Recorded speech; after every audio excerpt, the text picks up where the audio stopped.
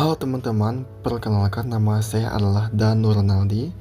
Saya merupakan mahasiswa profesi keperawatan nurse di kampus Sekolah Tinggi Ilmu Kesehatan Immanuel, Bandung. Di video sebelumnya, kita telah membahas 5 tips cara mencegah penularan virus corona saat beraktivitas. Nah, di video saat ini kita akan membahas tentang penyakit rematik. Pasti penyakit ini tidak lagi asing kan bagi teman-teman semua.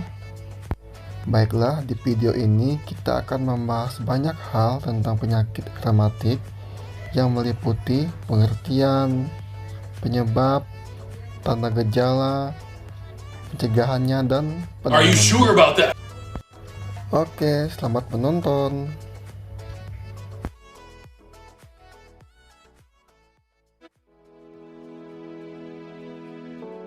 Menurut data dari WHO tahun 2016, 335 juta penduduk di dunia mengalami rematik.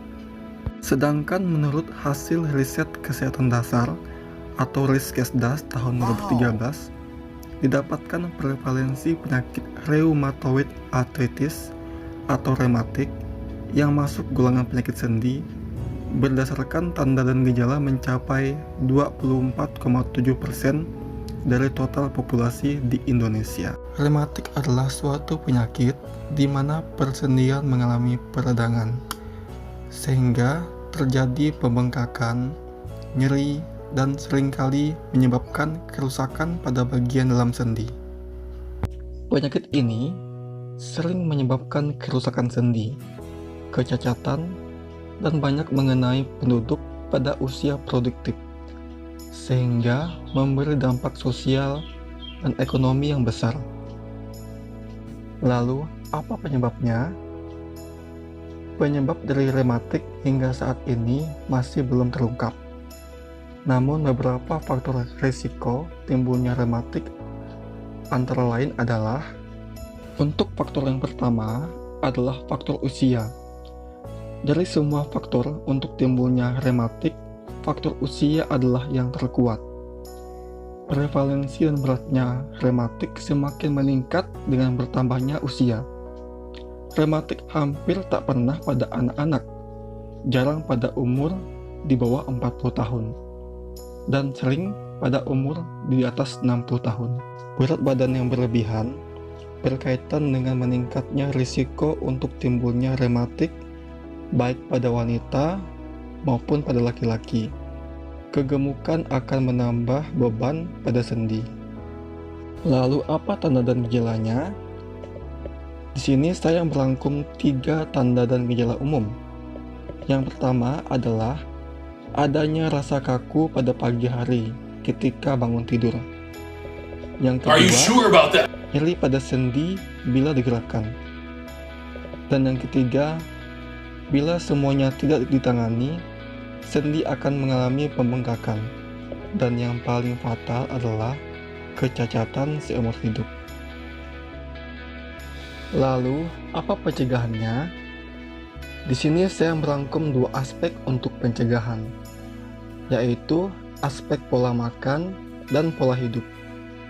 Untuk pola makan, kita tidak dianjurkan untuk mengkonsumsi protein yang berlebih seperti sarden, kerang, jeroan, otak, bebek, dan burung.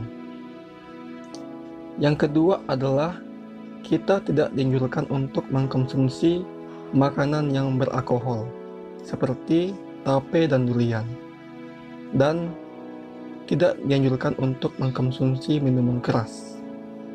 Yang ketiga, tidak dianjurkan untuk mengkonsumsi sayuran seperti kacang-kacangan yang berlebih, kembang kol, jengkol, petai, dan jamur.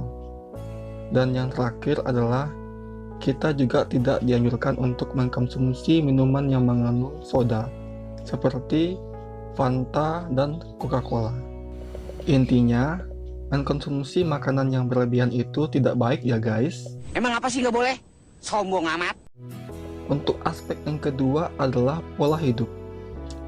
Di sini saya merangkum 2 pencegahan, yaitu tidak melakukan aktivitas secara berlebihan. Dan yang kedua adalah menjaga berat badan tetap stabil, agar sendi dan otot tidak menanggung beban yang berlebihan. Selanjutnya adalah cara perawatan sendi yang sakit. Di sini saya memberikan 3 tips cara merawat sendi yang sakit.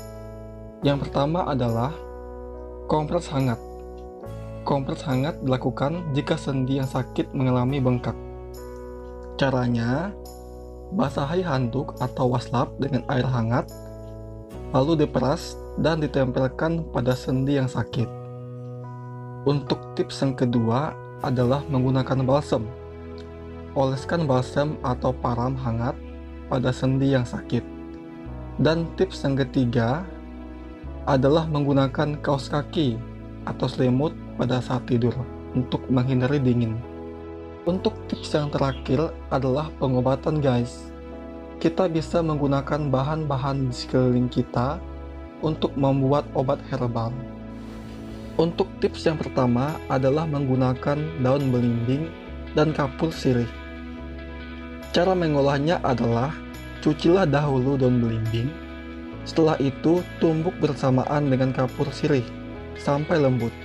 Kemudian gunakanlah untuk menggosok dan mengoleskan pada bagian yang sakit. Dan tips yang terakhir adalah jus wortel guys.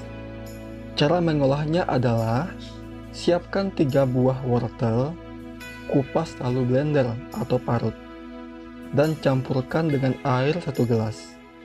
Lalu minumlah jus wortel ini 3 kali seminggu.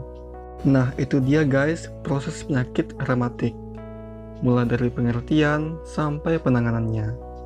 Jika ada kekurangan maupun kesalahan, mohon kritikannya ya guys, agar tips ini dapat berguna bagi teman-teman semua.